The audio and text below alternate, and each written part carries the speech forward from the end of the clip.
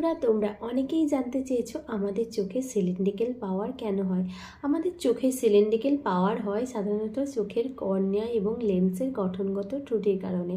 আমাদের চোখের কর্নিয়াটা সাধারণত সব দিকে সমান গোল থাকে, কিন্তু কোনো একটা নির্দিষ্ট অংশে যদি একটু বেঁকে যায়, মানে কিছুটা যদি স্টিফ হয়ে যায়, খাড়া হয়ে যায়, এবং কোনো একটা নির্দিষ্ট অংশে কিছুটা ফ্ল্যাট হয়ে গেলে তখন কিন্তু সিলিন্ড্রিক্যাল পাওয়ারের সৃষ্টি হয়।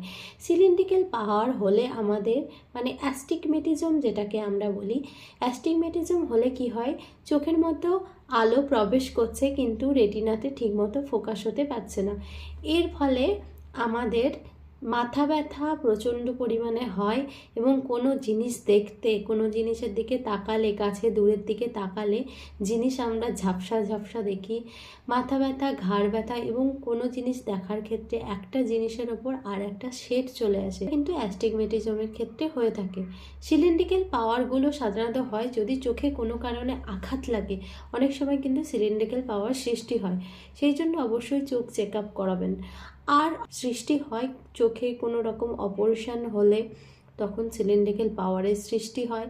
আবার অনেকে জন্মগত কারণে সিলিন্ড্রিক্যাল পাওয়ার পেয়ে থাকেন, অনেকে বংশগত কারণে সিলিন্ড্রিক্যাল পাওয়ার পেয়ে থাকেন। সিলিন্ড্রিক্যাল পাওয়ার আসলে অবশ্যই আই চেক আপ করিয়ে চশমা পরবেন।